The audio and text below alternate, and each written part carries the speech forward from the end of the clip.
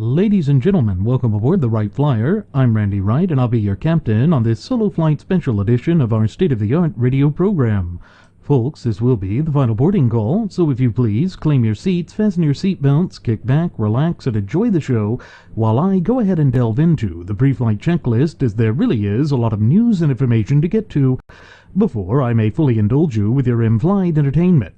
Well, folks, today we're going to talk once again about the mafioso quafioso, the New York billionaire, businessman, real estate tycoon, and all-around vulgarian, Donald J. Trump, who also happens to go by the two alter egos on any given day of John Barron and John Miller. Now, it's been difficult to have a show in which we didn't discuss the vulgarian tactics and the scorched earth tactics and policies of the lion Trump Cheeto Jeebus. And the reason it's so difficult to do that is this narcissistic SOB just can't seem to take his sights off of his fellow Republicans. And yet the Lion Branch Trumpidians still have the gall to demand that we acquiesce to a tyranny of false unity. I'm going to put my foot down right here and right now as I sit here and speak into this microphone, conveying this message unto you, and say that I am sick and tired of seeing this. Just as I am sure you, our cherished listening passengers and audience members, are sick and tired of seeing this as well. It's because we shouldn't be required to swear allegiance to a man who has no allegiance to the party. He's supposed to be the leader of the party. He is supposed to be the adult in the room, and that is just laughably ironic because there isn't anything about this oversized child that would lead me to think that he has the maturity to wield the reins of political power and to be the leader of the free world. And of course that is dangerous too when you consider the precarious position that the United States of America finds herself in as we approach the general election cycle, which is slated for later this November.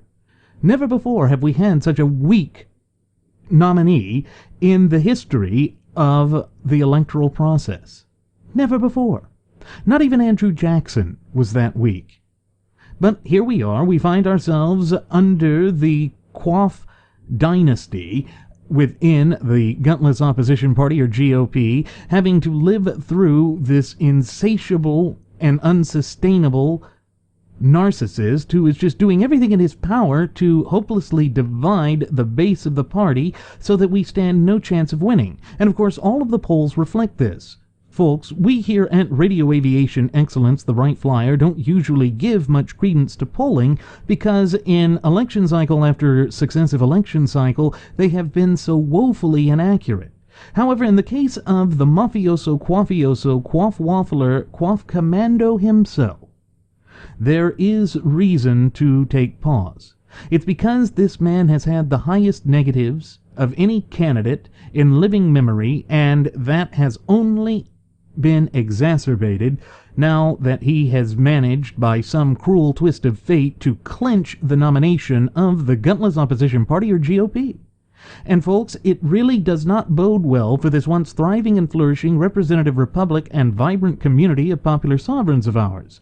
And the reason that I can say this again with such perfect clarity is we see that he attacks his fellow Republicans with far greater zeal than he has ever once gone after his real opponent, Hillary Rotten Clinton. But of course that makes sense when you actually look at his past dealings with respect to Queen Thunderthigh herself. And that's because he was her top donor when she was the senator for the state of New York. And that has not changed. His loyalties and his ties to the Clinton camp have not changed. He's been acting in a way that shows that he is a loyal acolyte of the frothing at the mouth Fabian socialist agenda for the vast majority of his 70 years spent on God's green earth. I wish that I had words of comfort and solace to convey unto you as I look and analyze this situation, but folks, we have to face hard facts and reality. And the hard, cold facts and reality are there. They're there staring us directly in the face. And unless and until we begin to come to terms with this, we are going to continue to see this just untenable situation spiral out of control. It's working against our best interests, just as we have warned here on previous episodes of Radio Aviation Excellence, the Wright Flyer, that it would.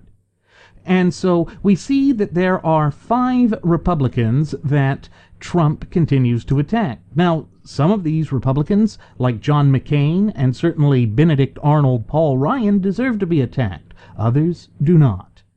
Of course, we've oft-times mentioned how he's attacked Texas Senator Ted Cruz over and over again ad nauseum because Ted Cruz is living in the mafioso-quafioso's head rent-free. And we all know that the slumlord Trump doesn't like it when people don't pay him rent. But that's his own fault. That's his own childish mentality that is working against him there. He has no one else to blame for that other than himself. And the way that he has just gone after this man, who is a true, decent, constitutional compositionist, whose entire record shows that he has been a steadfast defender of our fundamental and inalienable God-given rights, far more than anyone else right now, particularly of those who were fighting for our constitutional rights within the legal system. Donald J. Trump, on the other hand, has used the legal system to abuse people, has used it to try and trample upon the fundamental and inalienable God-given rights of the true ultimate wielders of popular sovereignty, we the people. We've seen it through his abuse of eminent domain. We've seen it in his lack of understanding with respect to the clear and concise language contained within the 4 corners of our shared United States Constitution, and things show no signs of getting any better at any time within the foreseeable future. This is where we find ourselves, right here, right now, as I sit here and speak into this microphone. But we also see that he has attacked Kelly Ayotte. He has just said that she has given him no support whatsoever and that he's beating her in the polls. I'm sorry, but I didn't realize that she was his opponent. I thought his opponent was Hillary Rotten Clinton. I thought that was the witch that everyone is supposed to be so afraid of that that's why we have to acquiesce to this tyranny of false unity. But how can we acquiesce to a tyranny of false unity if the alleged titular head of the gutless opposition party doesn't want unity, continues to attack party members at a far greater rate and with much greater intensity than he has his opponent? It makes one wonder whether he is actually just in here as a plant for the Clintons, as we have oft-times speculated on previous episodes of Radio Aviation Excellence, the Wright Flyer. Folks, there's a lot of reason to think that that is the case, and Trump has certainly done nothing with his words, deeds, or actions to convince us otherwise. And that's the major disconnect and the cognitive dissonance that we see with respect to the New York billionaire, businessman, real estate tycoon, and all-around vulgarian. It's because he doesn't give a damn about the true ultimate wielders of popular sovereignty in this once thriving and flourishing representative republic of ours, we the people. And that is something that we have been warning about for nearly a year, folks.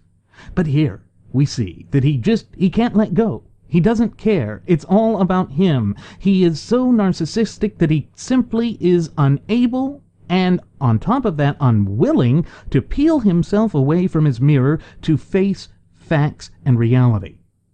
But folks, we've suffered under a narcissist already. We've suffered under a narcissist who does not believe in the tenets of our Constitution.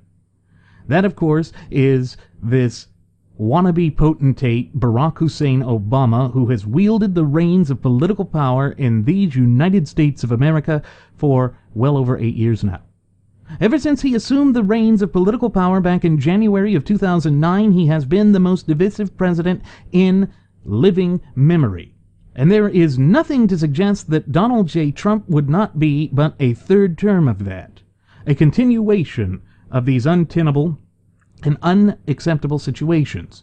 And of course, leave it to Trump to be the one candidate that actually allows Hillary Clinton to look like a decent human being. That's a major problem, folks. It is a major problem because all of the other people, including one of the Republicans that, well, 2 of the Republicans that Trump continues to attack, that of Texas Senator Ted Cruz, who is a true principled constitutional compositionist, and then John the Mushroom Kasich, whom he just keeps attacking over and over and over again, you know, they also were beating Hillary Clinton. They were the only ones beating Hillary Clinton. All of the numerous and voluminous amounts of candidates vying for the gutless opposition party nomination were soundly defeating Hillary Clinton, but not Donaldoff. And now we see that the latest polls show that he is trailing her by 10 points, by double digits, folks. And what's so tragic about that is this was our election cycle to win, and we blew it by choosing the man-child to be our nominee. We ought to have our heads examined. Our collective heads ought to be examined that we could ever once consider this fraud a viable, tenable candidate for the highest office in the land. It's disgusting, it's despicable, and it has no place in an open and honest society like that of the United States of America. But here we are. We have been led so far astray from the true principles and characteristics that have just propelled the United States to such lofty heights in our relatively brief yet illustrious history because of the twin cancerous doctrines of political correctness and moral relativism. And again, folks, this is why we here at Radio Aviation Excellence, the Wright Flyer, have declared war on these detestable and destructive policies and doctrines. Because when you look at exactly what's happening with respect to this once thriving and flourishing representative republic and vibrant community of popular sovereigns of ours, you will see that the United States of America is in an insufferable position. It's as though the true ultimate wielders of popular sovereignty have been forced into a position between a rock and a hard place. And it shows no signs of improving at any time within the foreseeable future, particularly not under the tutelage of Cheeto Jeebus. But why is it that Donald J. Trump just can't even feign that he cares about winning? And not just winning, but cares about the Republican Party? Well, again, it's because he is acting in the way that he has acted for the vast majority of the 70 years that he has spent on God's green earth. In other words, he is still espousing progressive, frothing at the mouth, Fabian socialist leftist views that are out of step with the foundational image of our country. He's oft-times reiterated in front of the cameras of the graduates of Pavlov's School of Journalism for the salivating mainstream media that he has never once read our shared United States Constitution from corner to corner because he never found any inherent nor any intrinsic value in that sacred document. Yet this is the man who is going to, if by some cruel twist of fate, which this 2016 presidential election cycle has been nothing but a cruel twist of fate and fluke, he manages to secure the White House. On Inauguration Day, he is going to raise his right hand and allegedly swear an oath to uphold and defend the United States Constitution from all enemies, both foreign and domestic. Now, how can he do that when he finds no value in it? How can he do that when he is making a mockery of our electoral process? You see, folks, it would be a laughable joke. It would be a reality TV program that is poorly scripted, and make no bones about it, folks, all reality television is scripted. Don't think that it's unscripted. Don't fall into that nonsensical bovine excrement of a trap. But it's not. It's not, because our fundamental and inalienable God-given rights hang in the balance. It's not because the viability and vitality of our cherished representative republic, which is the longest contiguous running or uninterrupted running constitutionally endowed representative republic in the entire course of human events, is in the balance. And if that is in the balance, we cannot allow ourselves to simply make a gamble on someone who has repeatedly shown that he has no interest in our best interests. It's not easy for us, both as a nation and as a people, to come to this realization. Nobody likes to face the facts that hurt. But remember that Scripture did say that the truth shall set us free, and that is what we here at Radio Aviation Excellence, the Wright Flyer, are dedicated to, providing you with the truth. But again, we don't want you to take what I'm saying or what my first officer Jeremy Grapington says, or indeed what our first Air Marshal Mr. Nelson Ward says, with a grain of salt. We expect you to look into it yourself, to foster that fluent and working knowledge and understanding of our shared United States Constitution and thereby your fundamental and inalienable God-given rights. Because when you do that, then you have empowered yourself. You have empowered yourself to see who the true hucksters, con artists, snake oil salesmen, and carnival barkers are, the ones who are threatening the very sanctity and well-being of the true ultimate wielders of popular sovereignty, we the people. I know, again, that's not something easy to do, but when has America been one that just surrenders and capitulates and does the easy thing? One of the things that is just so amazing about the United States of America and why we are the leaders of the free world is because of the unconquerable and indomitable spirit of the American people. We have always yearned for freedom. We have always yearned for freedom to such a degree that we would be willing to go out and fight for other nations' freedom. But we see that Donald Trump wants to reverse that. Donald Trump wants to buy into this dangerous type of isolationism. That can't work when the Islamo-fascist state is running a rampage there in the Middle East. That can't work when they have dedicated themselves to the complete and utter annihilation of our representative republic, but not just our representative republic, the entire scope of Western civilization, culture, and philosophy. These times call for steady leadership that is based on the principles of our shared United States Constitution. The same type of principled leadership that we saw under the tutelage of President Jefferson.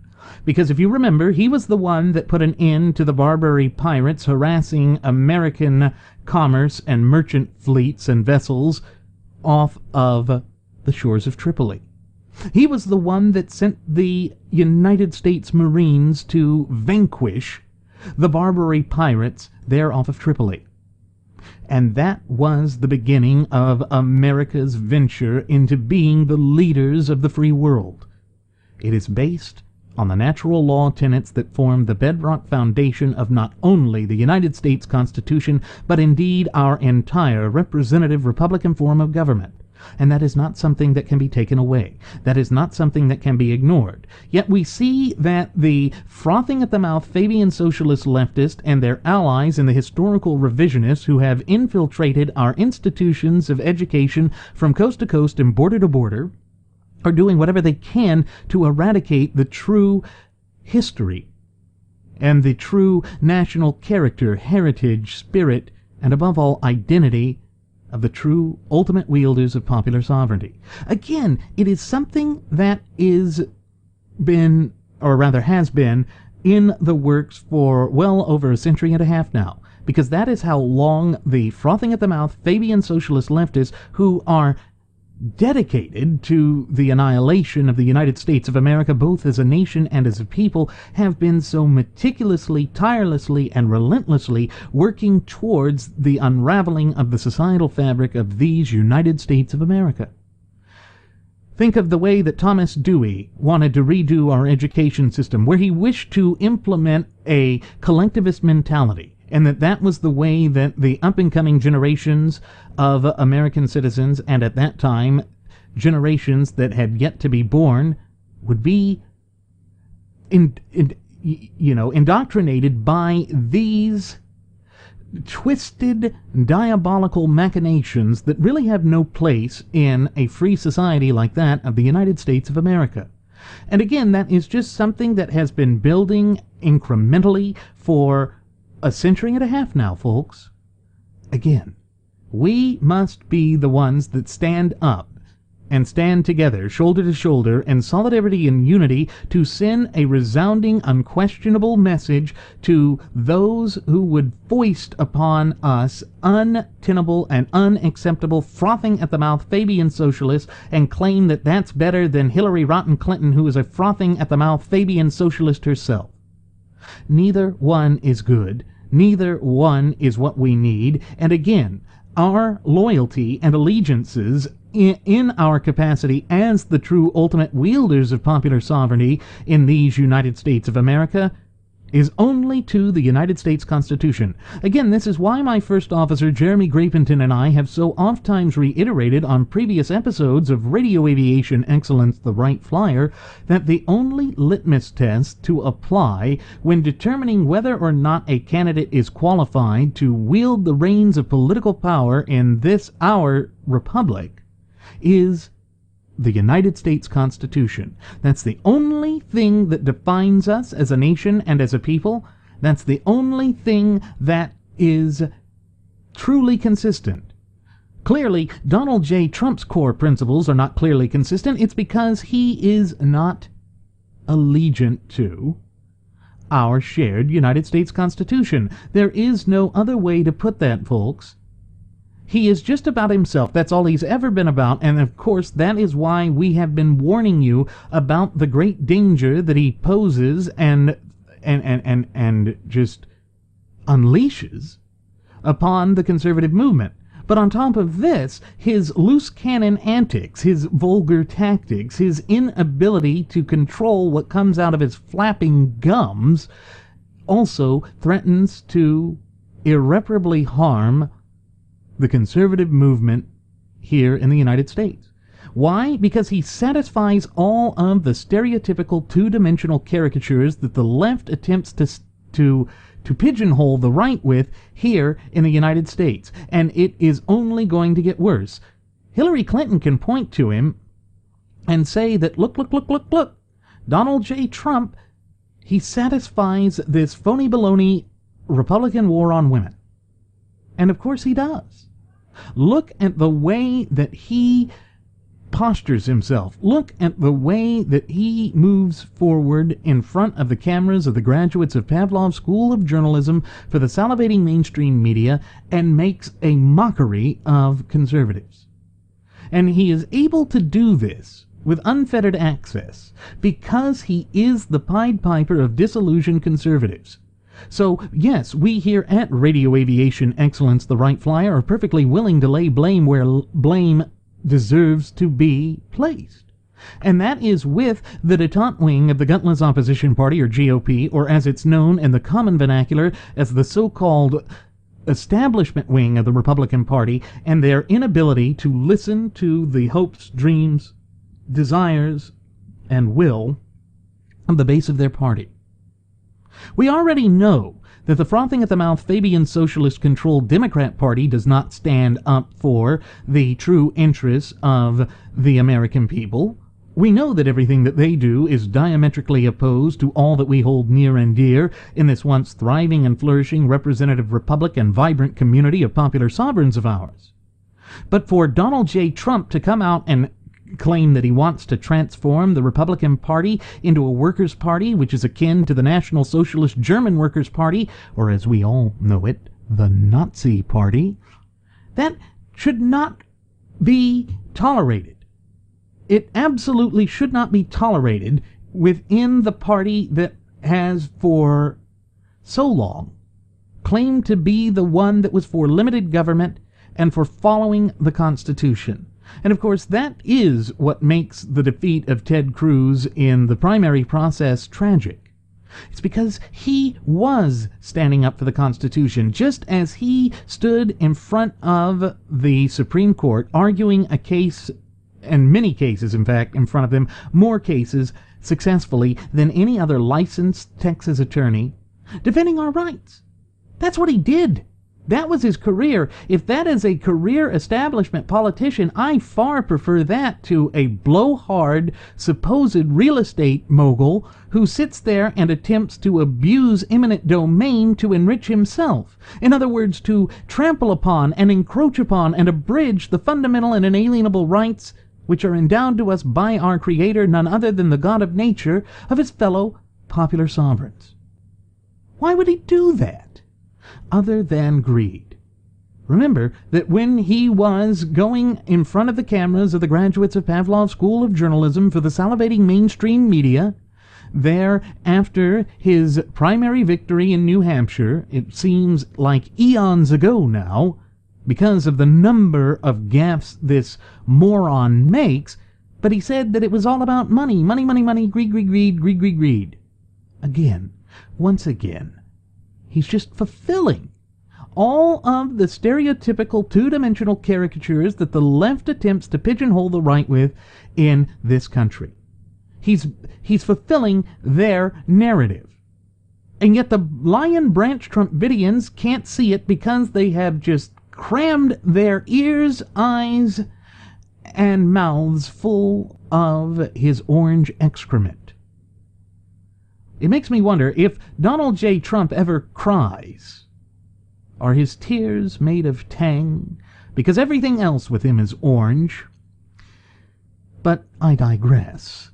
The real problem with Donald J. Trump is that he has no loyalty, that he has no core values or convictions, and that cannot be allowed to move forward. This is why my first officer, Jeremy Grapenton, and I, and indeed our first Air Marshal, Mr. Nelson Ward, say he's going to lose, and he's going to lose by large, substantial margins. It's because he can't control himself. He has shown himself to be a child, a moronic child, who makes everything about himself.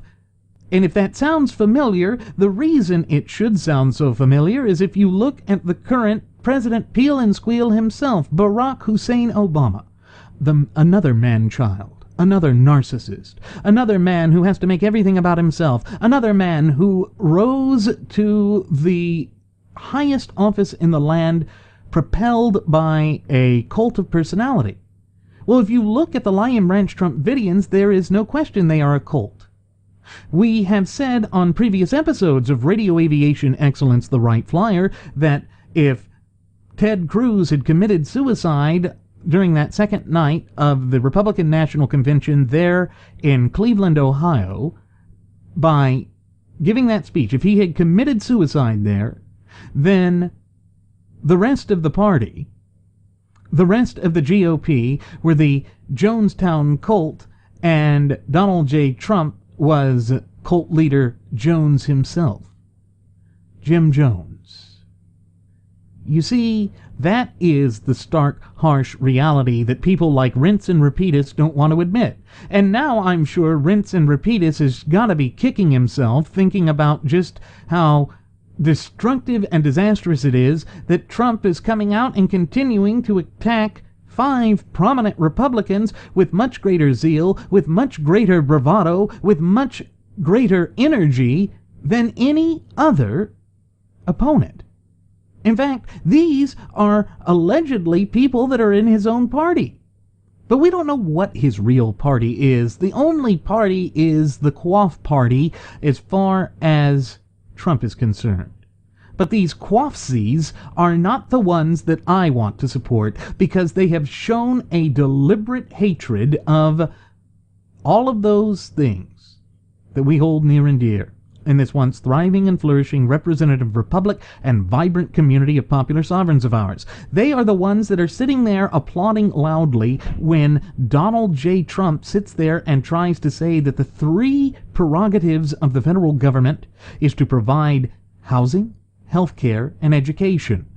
Of course, if you look in the clear and concise language contained within the 4 corners of the United States Constitution, you will find no such enumerated duty, obligation, or above all, responsibility to the federal government. Unless, of course, you're looking at Article Non, Section Existent, Clause 0, which is nestled right in there between the Bovine Excrement Clause and the Whiskey Tango Foxtrot Clause. They're just not there. They're not there because he doesn't know what the Constitution is. That's why he sat there and said that he would defend Article 12. No, there is no Article 12 within the United States Constitution. There are 7 articles. Now, I've heard the Lion Branch Trumpidians come out and try and proclaim that, well, he meant the 10th Amendment because that would be Article 12. No, the first 10 amendments to the United States Constitution, what is commonly referred to as the Bill of Rights, are separate, apart, and unique from the articles. That's just a simple fact of life. That is a simple truth with respect to our representative Republican form of government, which is constitutionally endowed. So what it shows is that the Lion Branch Trumpidians are incapable of reading the Constitution, just as their fearless leader Cheeto Jeebus is unable to read it in a coherent and logical fashion in the 5th grade syntax in which it was developed. Sure, the language in the Constitution may be archaic, but that doesn't mean it is unintelligible. It's poetic. It's poetic in its beauty, and it shows the infinite wisdom and foresight possessed by our founding fathers who conjured this nation some 235 years ago. Stop and think about that, folks. The United States of America is the longest contiguous running, meaning uninterrupted running, constitutionally endowed, representative Republican form of government in the entire course and scope of human events. There is no other government as stable, as free, as open, and as honest as the United States government. Yes, it's gone off the trail as of late because of the tyrannical and despotic actions of the federal government. But you know whose duty, obligation, and responsibility it is to bring in this government, to rein this rogue government back into its proper place? That is the duty, obligation, and responsibility of we the people in our capacity as the true ultimate wielders of popular sovereignty. We cannot escape that duty. We cannot escape that responsibility. The onus is on us and on us alone. That means we must be vigilant and proactive, as we ever have been.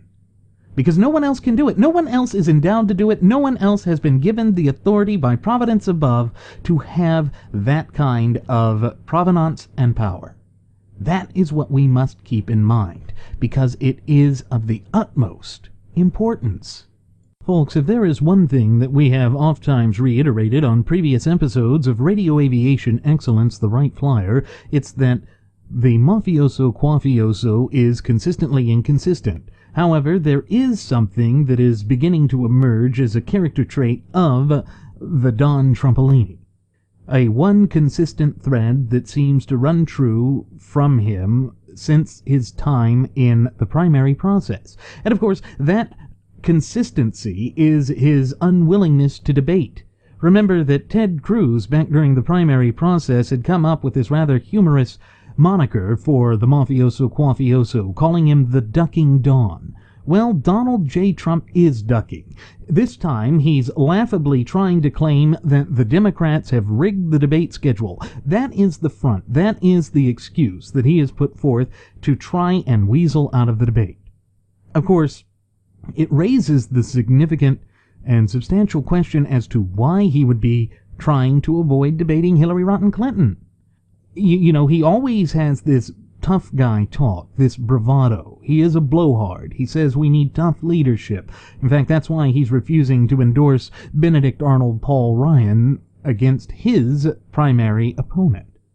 But the problem is he doesn't follow this tough guy talk up with anything. It's as my first officer Jeremy Grapenton has pointed out oft-times on previous episodes of Radio Aviation Excellence, the Wright Flyer, that Donald J. Trump exhibits all of the characteristics of a schoolyard bully. A schoolyard bully, as we all know, has the ability to dish out all sorts of atrocious things and all sorts of tough guy language, but as soon as anybody challenges his authority, he begins to backpedal. He is the one that screams the loudest, cries the loudest, like a stuck pig.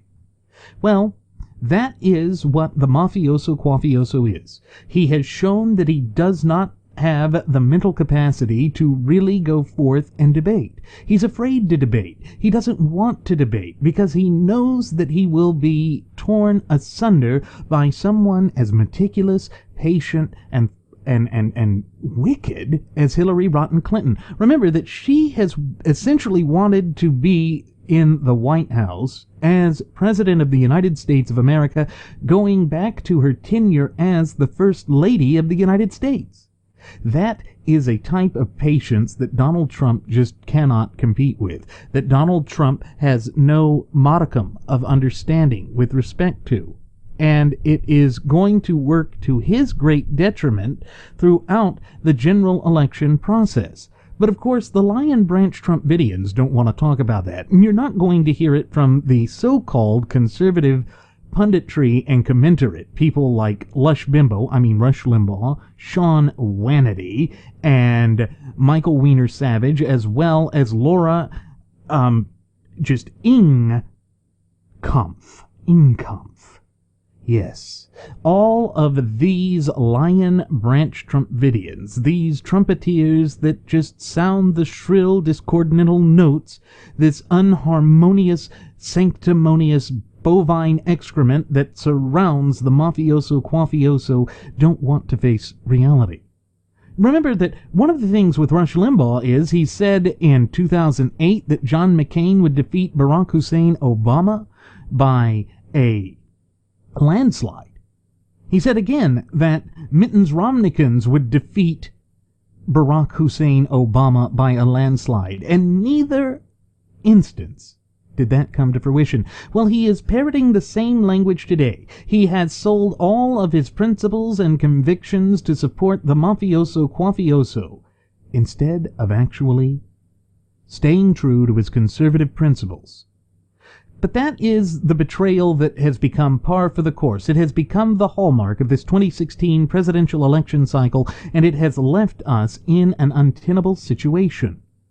But one of the things that Donald J. Trump seems to do is engage in all sorts of logic flaws and logic fallacies. He likes to put out strawman arguments where he sets up a false premise to then just tear it down and to bolster himself up as some great intellectual powerhouse. And he also likes to put out red herrings, such as attacking his fellow Republicans rather than moving against his true presidential opponent for the general election cycle that is slated for later this November, because, again, it's better to distract. That way he doesn't have to speak out to his real shortcomings, and it also allows him to continue to be true to the person that he's always been, to the views that he has espoused all the time before he decided to officially throw his quaff into the ring last July. And that is of being a frothing at the mouth Fabian socialist leftist who is hell-bent on the utter annihilation of the popular sovereignty of we the people. It's why he has never once really taken a stance on policies. He has no policies in mind. He doesn't stand for anything. Much like the gutless opposition party or GOP, he does not stand for a blessed thing. And that is working against us. It is working against us at an alarming rate. And if we do not awaken to this reality, then we are going to see the gutless opposition party continue to collapse. But more importantly than that, we are going to see harm done to the conservative movement. This is why I have reiterated on previous episodes of Radio Aviation Excellence, the Wright Flyer, that Donald Trump is the modern era's Herbert Hoover. Because if you recall, Herbert Hoover was the one that dismantled conservatism from 1928 until 1964. And even then, conservatism was never as robust as it had been under the tutelage of Calvin Coolidge, a true principled constitutional compositionist who understood that limited government must come from strict adherence to the clear and concise language contained within the four corners of our shared United States Constitution. This is something that people like Laura Inkampf and Rush Limbaugh and Michael Weiner Savage ought to have a refresher course on. They need to have remedial courses in it because they have forgotten it. They have turned their back on it.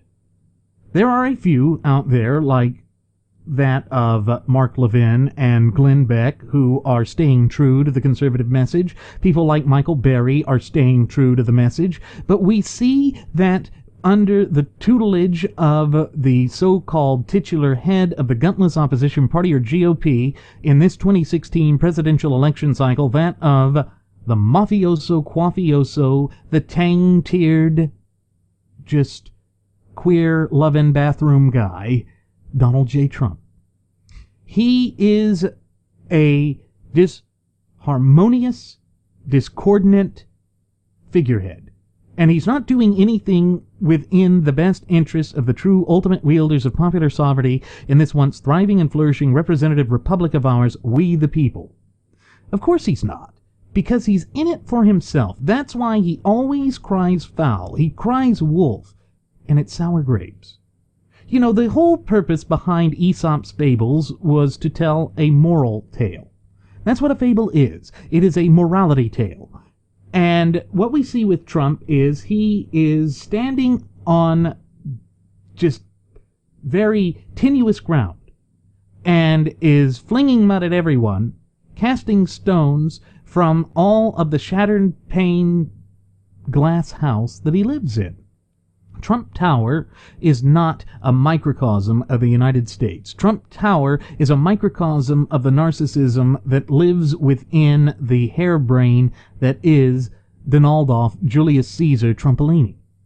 And folks, I wish I had words of comfort and solace to convey to you as I sit here and speak into this microphone, but as we go further and further along and draw all that much closer to the general election cycle slated for this November, we see that Trump is woefully ill-equipped to handle any of this, that he doesn't stand for or represent any of the things that we as staunch constitutional conservatives hold near and dear.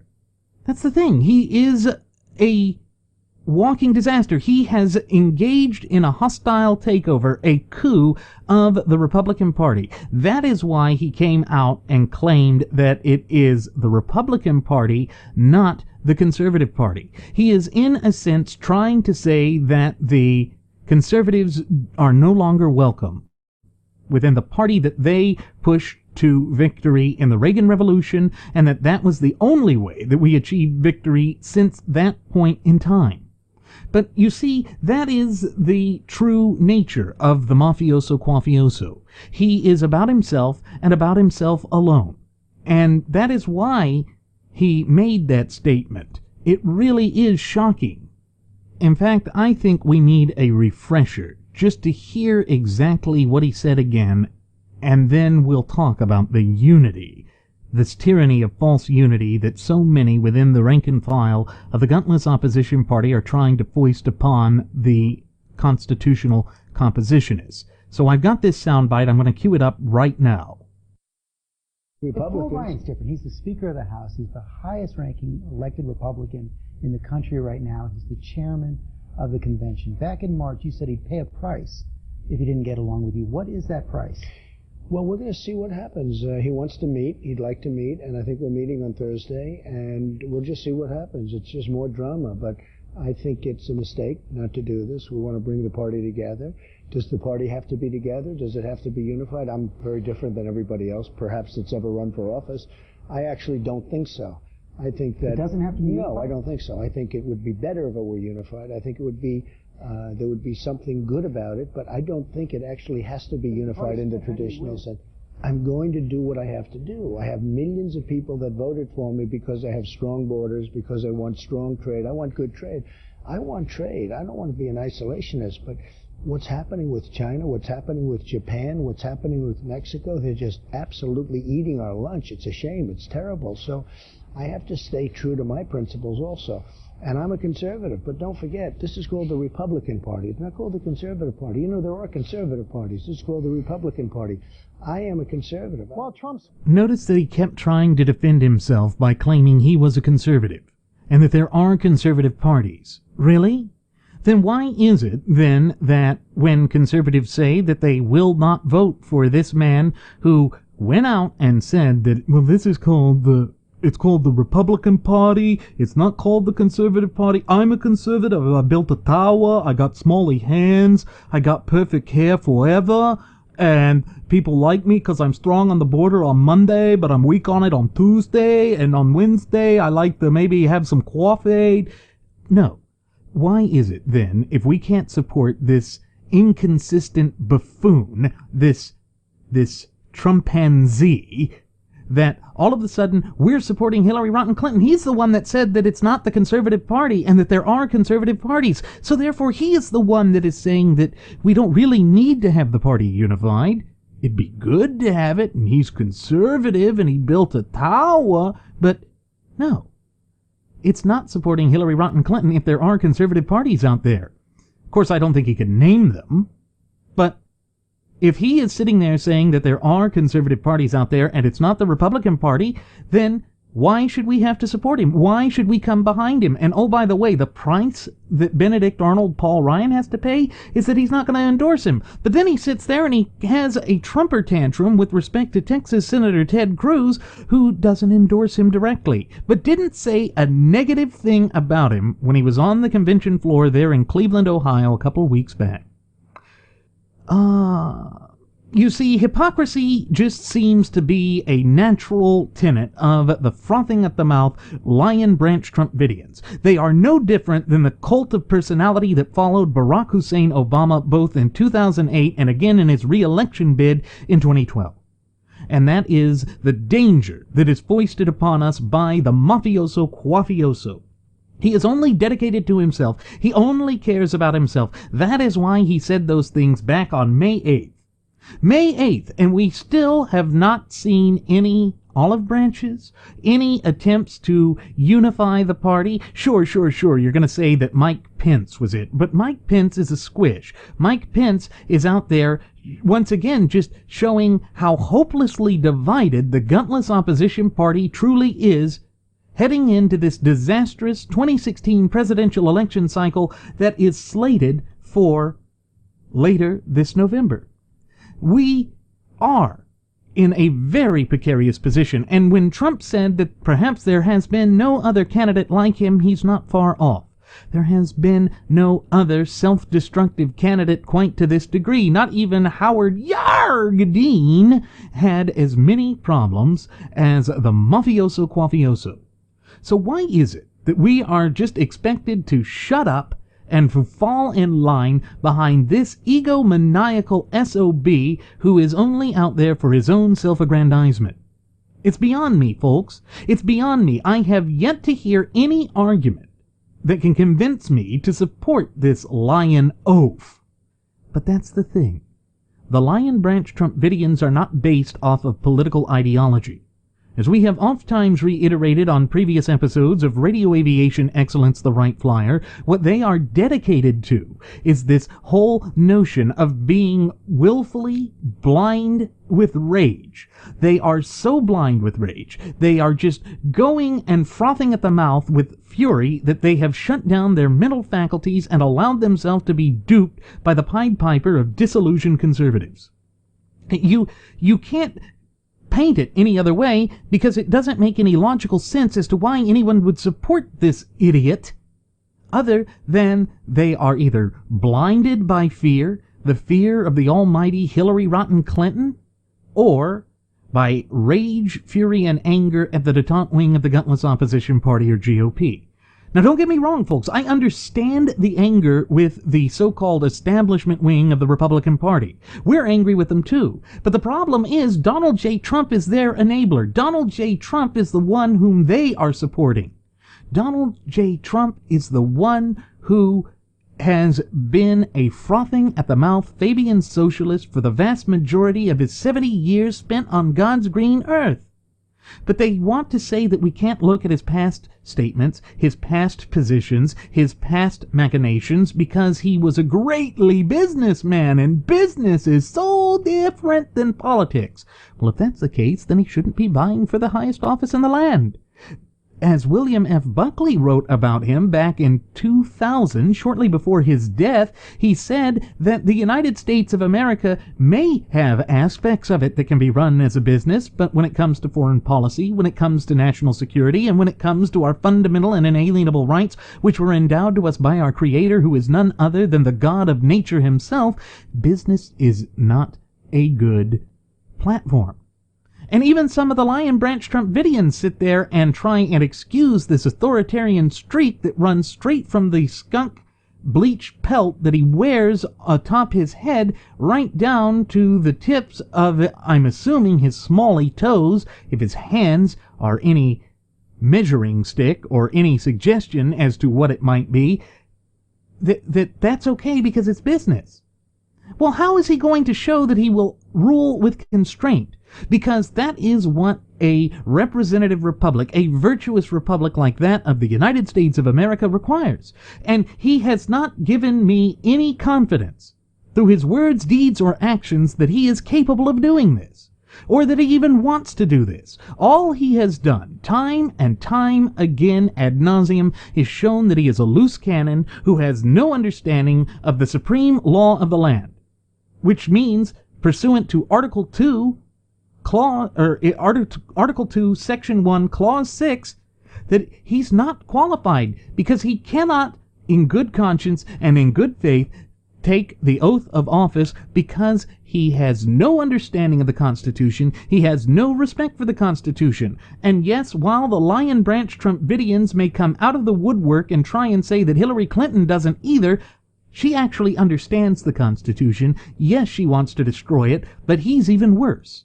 He's worse because he is taking the original iconography of the Fabian Socialist Society, which traces its origins back to 19th century Great Britain to the fullest extent. Remember that that original iconography was that of a wolf in sheep's clothing, the way that Scripture described that Satan would pervert society, would infiltrate society and turn it away from righteousness. That was deliberate, folks. They chose that iconography on purpose. There is no other way around that. There is no other way to spin that. You can't candy coat it and you can't sugarcoat it. That is what the Fabian Socialists have been dedicated to, and Donald J. Trump has been a frothing at the mouth Fabian Socialist leftist for the vast majority of his adult life. I wish that that weren't the case. I've honestly, truthfully tried to find some way that I could support him, and if they're going to sit there and say that it's on the Supreme Court, I'm sorry. I think we have greater problems than that. I think we have greater problems with that when Donald J. Trump had gone out and said that he would select Supreme Court justices who would investigate Hillary Clinton, as if the highest court in the land engages in criminal investigations.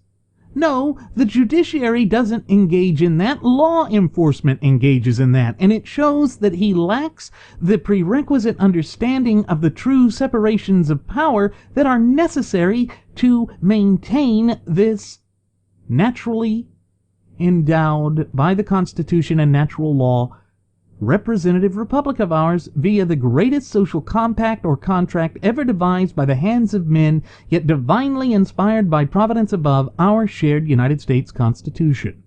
We can't just allow that to go forward as if there is no reason to hold him accountable.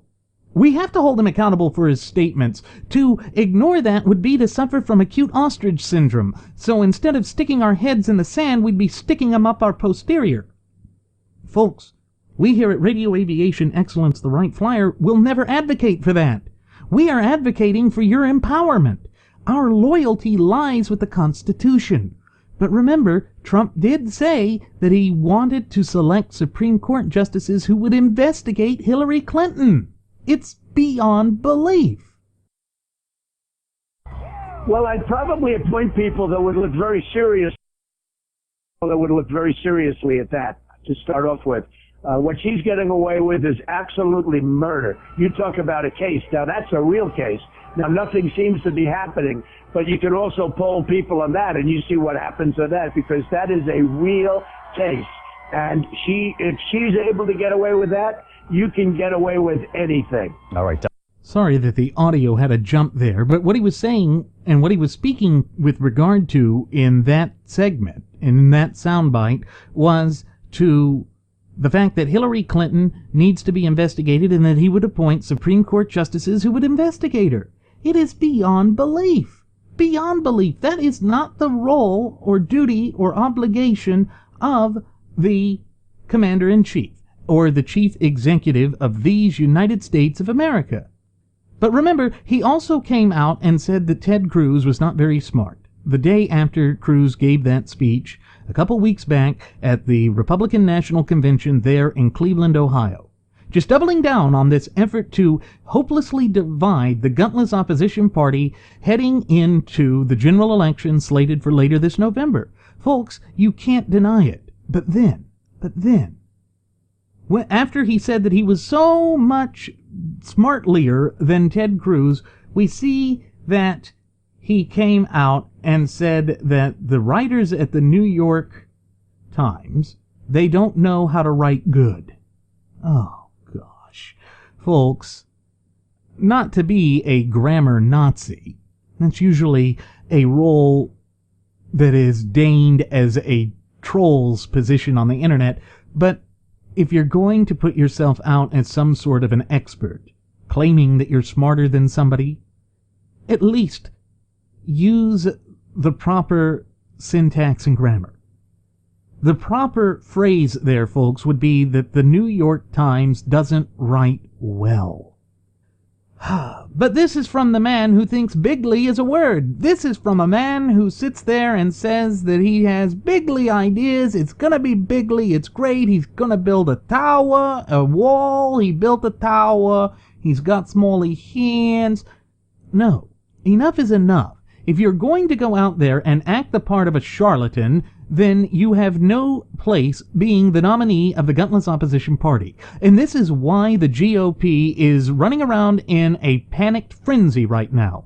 They realize that this buffoon is a horrible choice for their nomination for the highest office in the land. They had the opportunity to unseat him, because again, he didn't actually get the majority. That was from the rigged rules from the 2012 election cycle, in which they wanted to foist a detentist on us, and well, they managed to do it again. They managed to do it again with a mafioso quafioso, and we here at Radio Aviation Excellence, the Wright Flyer, are sick and tired of it. We're sick and tired of the Trumpspiracy theories, we're sick and tired of his lies, we're sick and tired of his slander, and all of the defamation that he flings out like so much mud, because it is unbecoming of someone who wants to be president of these United States of America. There is no other way to describe it, and if I sound angry, it's because I'm losing my patience with it all. But we can ill afford to allow ourselves to be bamboozled by a fraud like this man. We can ill afford to allow these United States of America to become a banana republic any more than it already has. That was why this election cycle was supposed to be the one that we would win. And we were well on the fast track to doing it, because there can be no question that Hillary Rotten Clinton is the weakest Democrat candidate in nearly a half century. But here we are. Here we are, faced with this tragedy that is nothing short of a comedy of errors playing out on the arena of American politics, that is going to be a blemish on the relatively brief yet illustrious history of the United States of America. There is no other way to describe it. But we see that Trump is, again, unlike any other candidate before. We see that he is the Pied Piper of disillusioned conservatives, that he has no true policy positions, so to speak, and that he will continue to double down on these efforts to hopelessly divide the Republican Party, leading us to defeat. And folks, I think it comes down to the fact that he never had his heart in it to begin with, that he never actually wanted to win this election. Because if you recall, back on Megyn Kelly, he said that if he lost, it would be a colossal waste of time and money, and that it wasn't about anything other than himself, is what that was insinuating. Unless I win, I would consider it a big, fat, beautiful, and by the way, very expensive waste of time. I really believe that. It's just a waste of time. Then Trump, let me make this easy for you. Stop wasting our time. Stop placing this country in a precarious position because of your untenable mindset, because of your insatiable desire to just bloviate and to have self-aggrandizement at the true expense of the ultimate wielders of popular sovereignty in this country, we the people. Go away. Go to hell. You do not represent us. You are a disaster. And that is the problem with the Trump train. It is not based on any facet of reality. It is based on his ego and his ego alone. That's why he said that it would be a bigly beautiful waste of time and money. I got smally hands. Look at my perfect hair forever. Stop it, Trump. Just stop it. Because what you are doing is showing that you are a great national embarrassment. And you're more than just that. You are self-destructive. That's why you go out and suffer from foot and mouth disease every time you go in front of the cameras for the graduates of Pavlov's School of Journalism for the salivating mainstream media. You are not going to win. You just don't have the mentality for it. You don't have the intelligence for it. You don't have the wherewithal to do it. And that is something that we have been warning about here on Radio Aviation Excellence, the Wright Flyer, for nearly a year now, folks. And yet the Lion Branch Trumpidians decided not to heed our near-prophetic warnings. They decided to disregard it. They decided to ignore it holistically because they suffer from acute ostrich syndrome. In other words, instead of shoving their head in the sand, they are shoving their heads up their posterior because that is what makes them feel good. That is what allows them to escape the consequences of their own words, deeds, actions, and responsibilities. Well, enough is enough. Haven't we suffered enough of a true out-of-control narcissist under these disastrous 2 terms of the Barack Hussein Obama regime? Haven't we seen enough of American citizen pitted against American citizen off of this fraudulent identity politics under the frothing-at-the-mouth Fabian socialists? Why do we need to surrender the Republican Party to these frauds, to these hucksters, to these charlatans who clearly do not have our best interests at heart and in mind? That is something that needs to be answered. Something that we damn sure know that the graduates of Pavlov's School of Journalism for the salivating mainstream media are not going to go out on a limb and answer. Why? Because that would go against their frothing-at-the-mouth Fabian socialist twisted agenda. Their dark machinations that have no place in an open and honest society like that of the United States of America. Again, folks, I have no words of solace or comfort to provide you as I sit here and speak into this microphone, conveying this message unto you. Rather, it is time that we accept that Donald J. Trump is who he is, and that is something that is unacceptable for these United States of America. Because if we just buy into this erroneous notion of voting for the lesser of 2 weasels, we are going to continue to see the slate of candidates get incrementally worse in each election cycle after successive election cycle. We can ill afford it. We can ill afford it when the nation is in the grips of not only an identity crisis, but a slew of constitutional crises brought about thanks due in no small part to the twisted machinations of Barack Hussein Obama. This is the harsh, stark reality that we must face.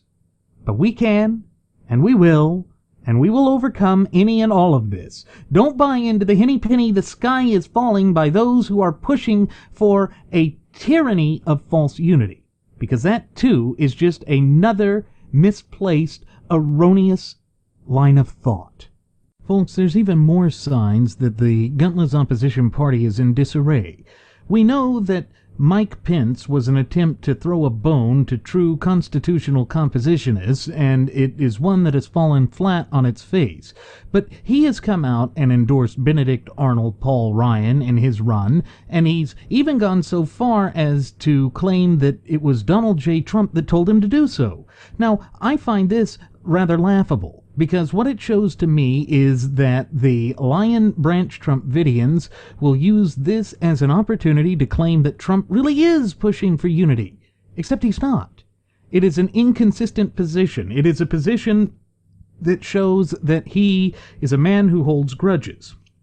Now, there's nothing wrong with holding grudges per se unless you are vying for the highest office in the land, unless you are seeking to have the utmost amount of power and authority that one can wield in these United States of America.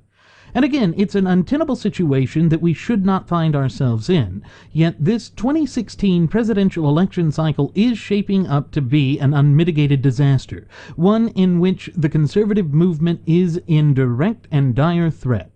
Now, I've heard some people that I just have immense respect for, because this one friend that I'm speaking of in particular, she's one of my nearest and dearest friends, but she said that this proves that the conservative movement's dead, because people are refusing to step in line behind the mafioso quafioso.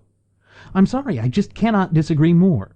The only thing that we see here is that those who are not true to their principles, to those who are willing to sell out for fear of an evil, to select a lesser of two evils, has led us to this untenable situation in which we find ourselves as I sit here and speak into this microphone.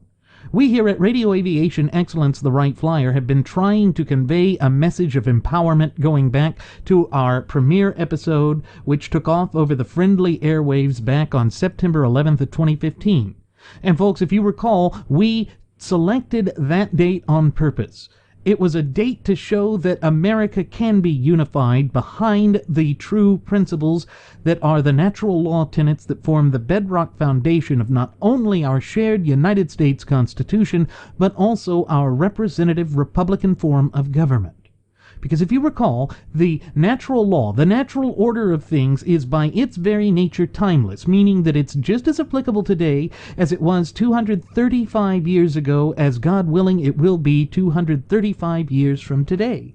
But we have to believe that we have that power, and that that is an integral part of who we are, both as a nation and as a people. And the way that the political atmosphere and climate is right now in these United States of America, it is exceedingly difficult to do so. And Donald J. Trump is not doing anything to alleviate that or to make that easier. He is just a truly horrific candidate, a god-awful candidate. Now, what's interesting is that the Abilene Reporter News said that Pence had endorsed Benedict Arnold Paul Ryan despite Trump's refusal to do so.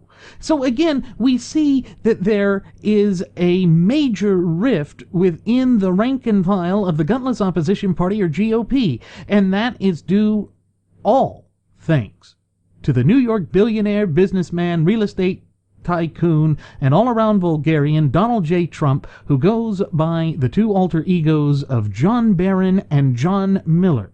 Maybe John Barron or John Miller could come and show true unity.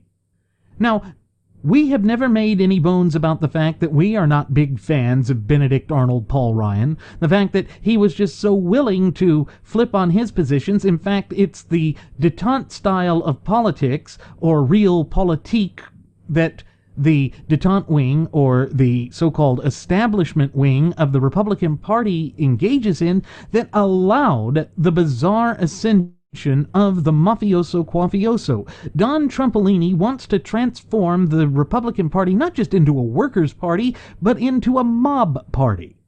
He doesn't believe in a republic, he believes in mobocracy.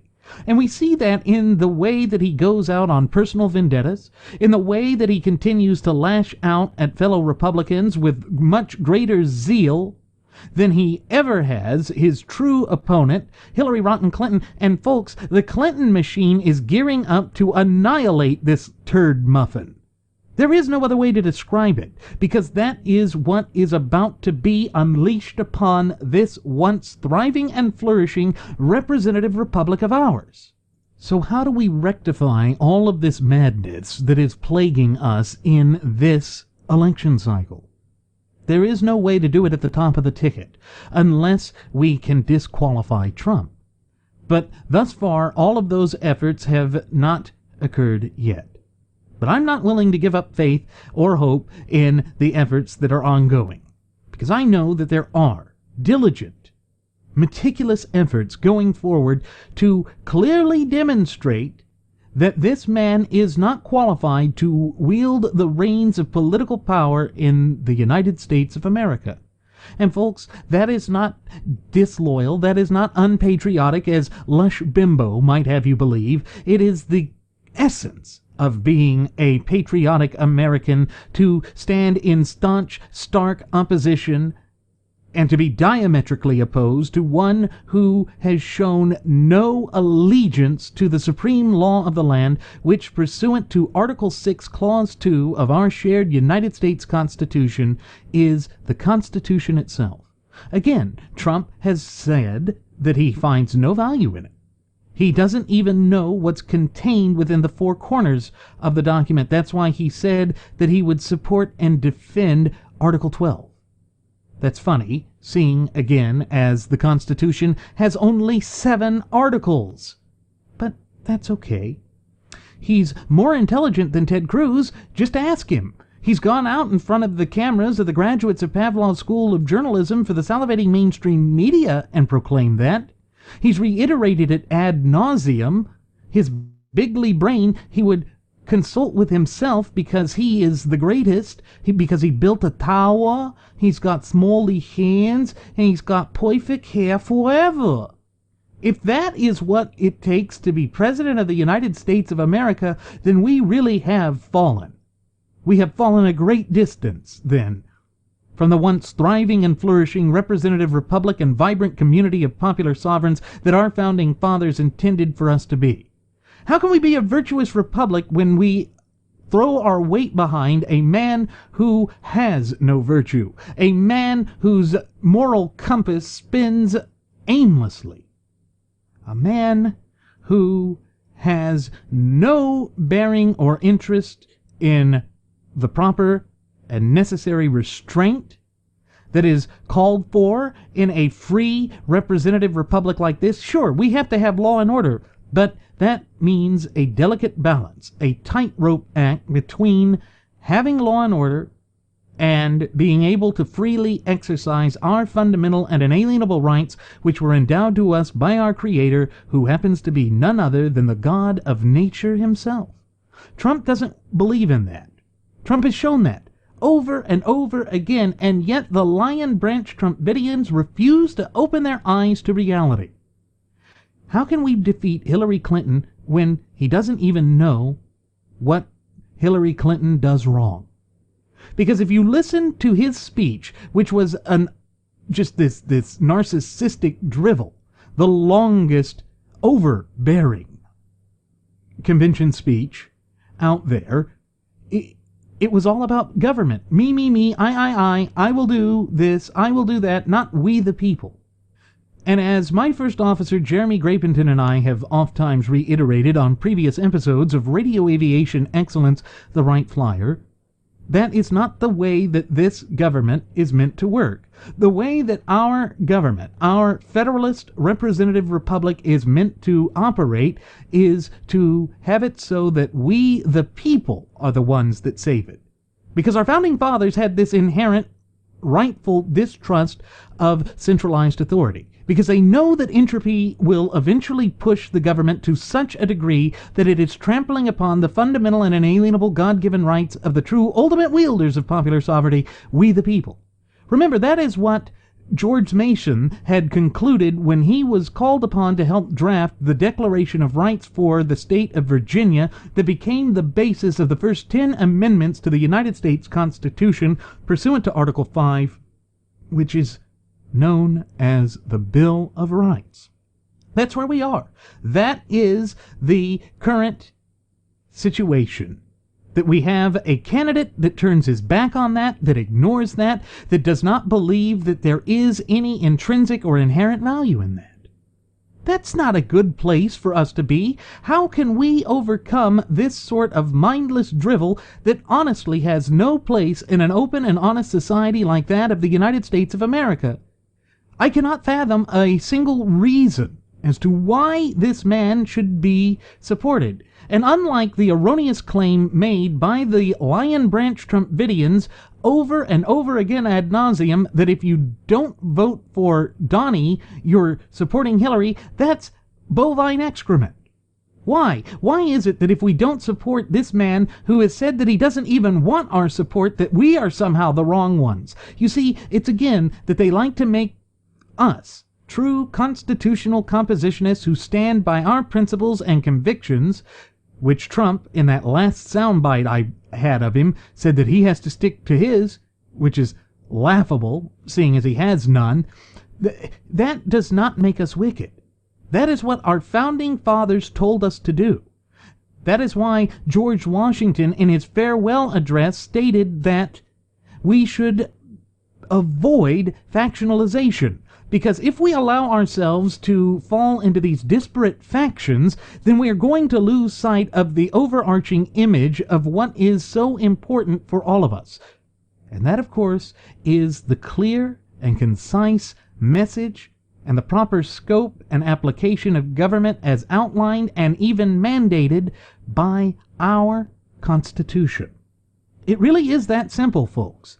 It really goes to the heart of the matter of who we are both as a nation and as a people. And it brings me back to another point that I have made on previous episodes of Radio Aviation Excellence, the Wright Flyer. That of how the graduates of Pavlov's School of Journalism for the salivating mainstream media try and say that Trump is a nationalist. You know, Trumpy is a nationalist. How can he be a nationalist when he doesn't even know what's in the document that defines who we are as a nation and as a people? That is an asinine statement. But it plays directly into the twisted, frothing-at-the-mouth Fabian socialist narrative and agenda that they have been hawking for successive generations now. And it's not a good place to put the United States of America, because it shows that we are falling ever further from the true intent that our founding fathers had for this nation when they created it some 235 years ago. And unless and until we begin to really start analyzing this in that fashion and begin to work back towards strict adherence to the fundamental tenets of our Constitution and of this representative Republican form of government of ours, we are going to see the death spiral that currently ails and plagues these United States of America continue unabated and to accelerate at an exponential rate. Why? Why do we allow this to be the narrative in election cycle after successive election cycle? And you see, here's the problem with all of this drivel, that we need to vote for the lesser of two evils. You know, repeating the same course of conduct over and over again, expecting a different outcome, is the clinical definition of insanity. The American people should not be insane. The American people are not by their nature insane. They are not ones who want to lay down and be dictated to by unacceptable Trumptalitarians. And that is what Donald J. Trump is. He is a totalitarian. He does have that authoritarian streak. Indeed, his own most ardent acolytes and followers claim that he has that, but it's because he's a goodly businessman. He's this great, wonderful businessman. So what? So what? How does that make him qualified to wield the reins of political power in this, our representative republic? He acts as though the Constitution is his own personal property to be discarded with, because he knows what's best. I'm sick and tired of people telling me that they know what's best for me when in fact nothing could be further from the truth.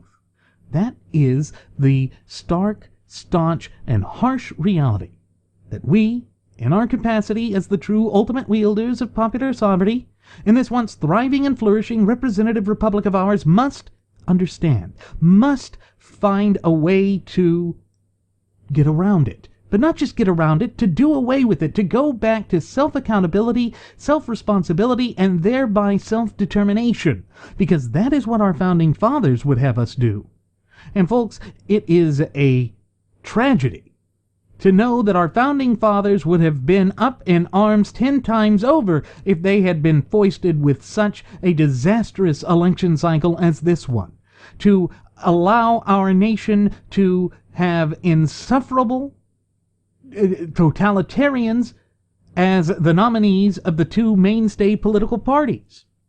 It's why you don't find anywhere within the clear and concise language inside the four corners of our shared United States Constitution any establishment of a two-party political system. Now, yes, there are political scientists that want to throw out rules that say that a two-party system is always going to develop in a But need I remind you that the Republican Party started off as a third party to challenge the Whigs, that there were third parties that successfully won time and again in the history of the United States? But we see that this movement of populism, this neo-populism that Trump has embraced, is against what our traditional notions and institutions were about in the United States. That he doesn't really believe in the things that we hold near and dear. And that's why he goes so far off the trail. It's why he always seems to espouse these untenable, unacceptable, unfathomable Fabian socialist agendas and positions. It's because that is who he is. That is the one true consistency with respect to him that has not changed for the vast majority of the 70 years that he spent on God's green earth. That is why we here at Radio Aviation Excellence, the Wright Flyer, have been trying to warn you about the mafioso quafioso for nearly a year now, folks. And unless and until we begin to do something about it, and we put our foot down and say enough is enough, this is only going to get worse. And if he does win, which it really seems highly unlikely, but if he does, we're still going to oppose him. Why?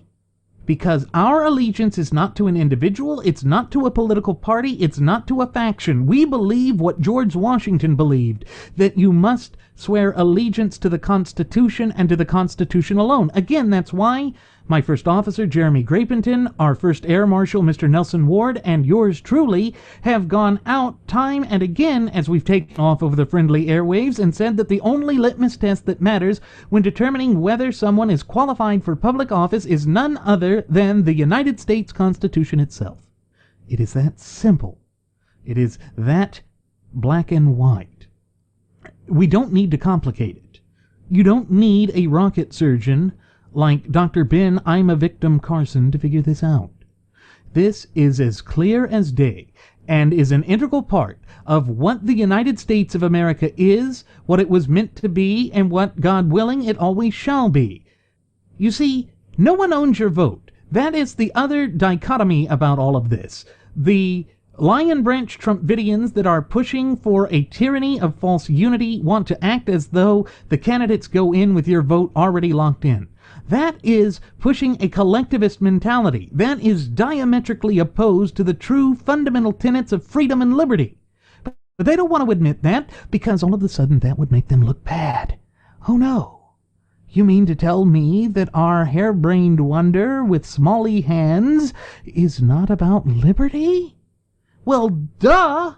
That's what we've been saying. That's the message we've been trying to convey to you, but you have chosen to disregard it and ignore it. Now, most of our cherished listening passengers and audience members are not included in those ranks. These are the people that want to have their country return to a modicum of sanity. And the way that we return to a modicum of sanity is to go back to strict adherence to the natural law tenets that underpin our shared United States Constitution.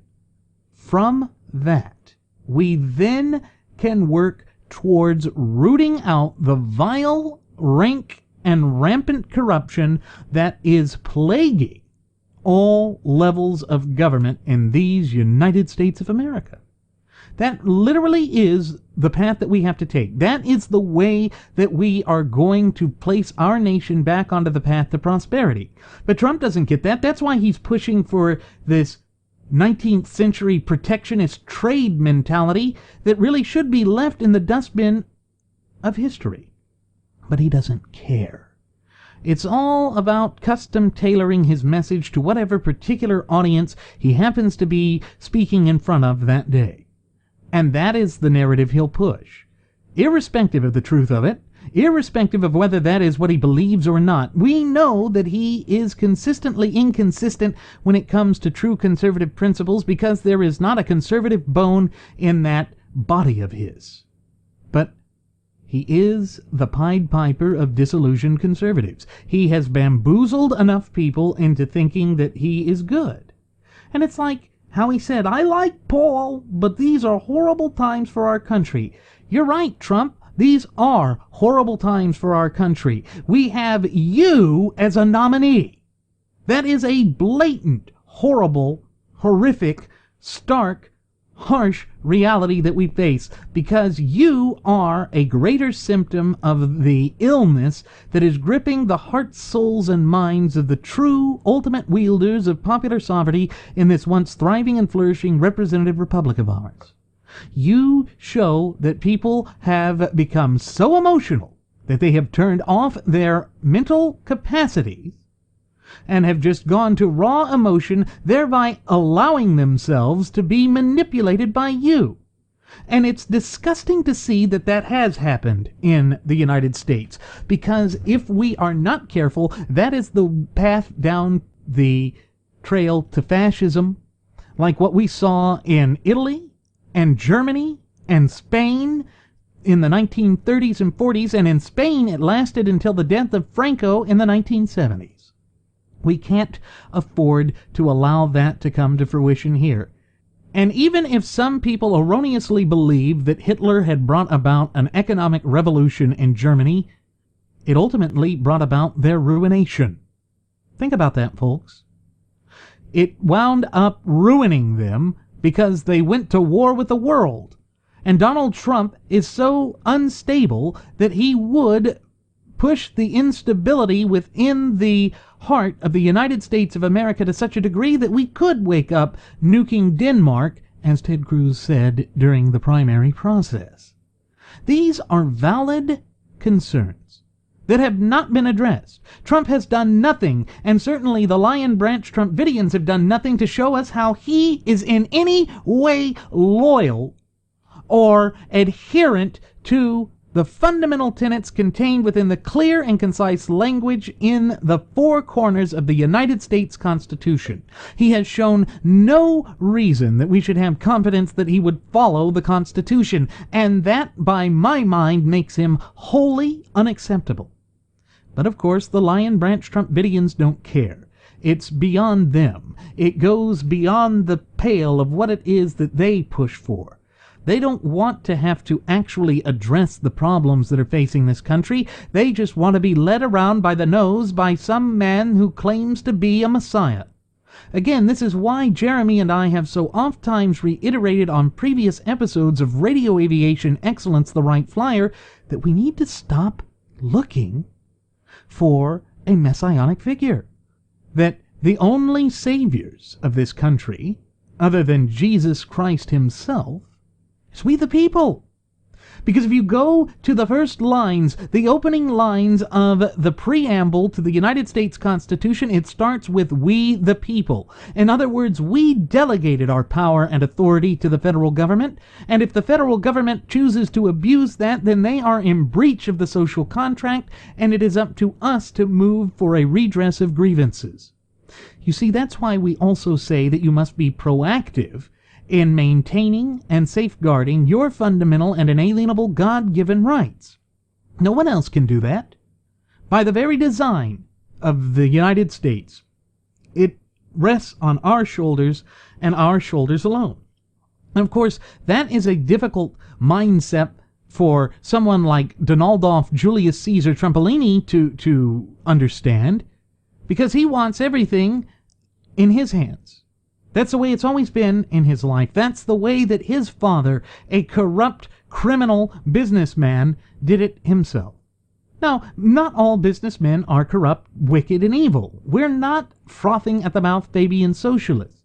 But you know, when Donald J. Trump went out there and said that we had to have a $10 federal minimum wage, $10 an hour federal minimum wage, it shows that he does not believe in allowing business people to rise up on their own accord, to be the people that they can be, to have the pursuit of happiness, as you would find in the four corners of the Declaration of Independence. So, in other words, he is once again adopting the lines of the Democrats. He's reaching out to the disenfranchised voters of Vermont Senator Nerdface, "Boy me Sanders, the flying saucer." Why? Why reach out to them when you've already alienated a core constituency of your base? Constitutional conservatives. You know, there are some who claim to be constitutional conservatives, but claim that we must interpret it as the modern interpretation. How can you be a quote-unquote originalist if you then go by modern interpretation? That's not what an originalist would do. That's not the way that the Constitution was meant to be read. In fact, pursuant to the 9th Amendment to the United States Constitution, that least understood amendment to the United States Constitution, you're not supposed to do that. And the only reason that our judiciary does it is that in 1805, in Marbury versus Madison, the Supreme Court gave itself that power.